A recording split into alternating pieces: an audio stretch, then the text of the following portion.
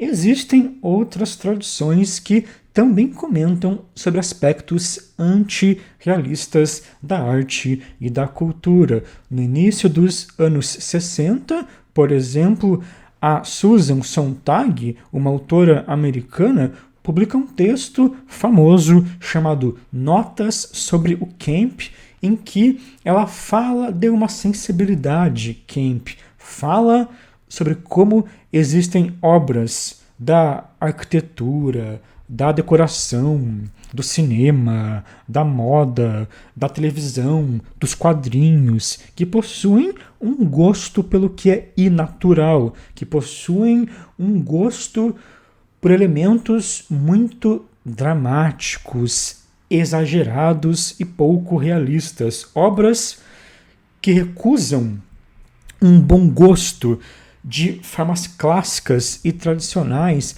recusam um possível ideal de beleza clássico e exageram nas suas formas. A Sontag, quando fala sobre o camp, comenta desde a arte nouveau até os quadrinhos do Flash Gordon. Ela vai definir o camp menos como uma estética e mais como uma sensibilidade, até mesmo como uma atitude ingênua que acredita na força dramática desse exagero, ou que acredita na fantasia que está expressando de modo muito sincero. E ela também cita algumas obras do cinema, fala sobre o King Kong, fala do Rodin, do Ishiro Honda, também fala sobre as coreografias do Busby Berkeley para alguns trabalhos da Warner nos anos 30.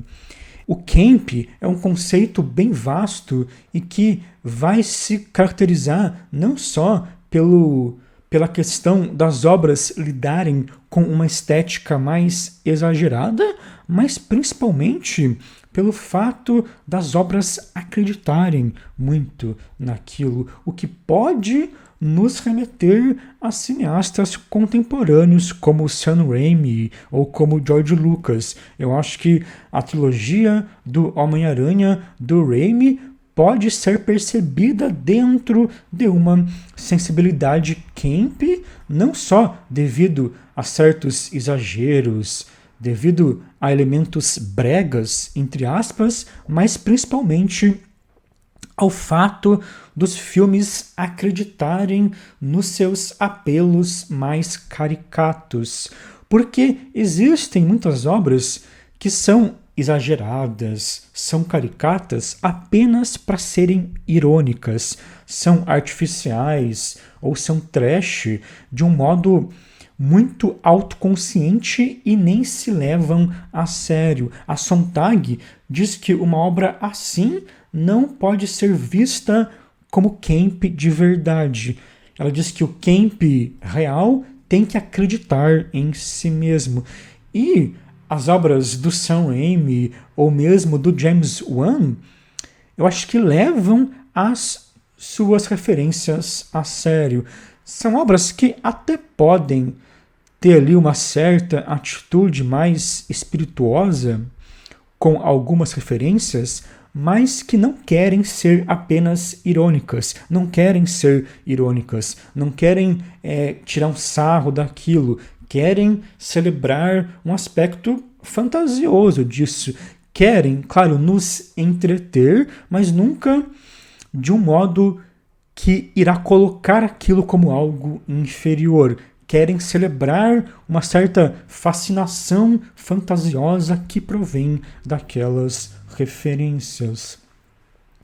E no caso do George Lucas, é interessante perceber como algumas cenas dos filmes da trilogia prequel do Star Wars foram criticados por serem meio bregas, por serem meio caricatos. As pessoas reclamaram especialmente de alguns diálogos do episódio 2 e o Lucas depois defendeu tais diálogos, disse que a pegada mais caricata daquilo é consistente com o estilo geral de Star Wars e falou sobre as suas referências de filmes seriais exibidos em matinês. O Lucas gostava muito dos filmes seriais do Flash Gordon, obras que casam muito bem com o conceito de camp da própria Sontag. Inclusive, a ideia inicial do Lucas era fazer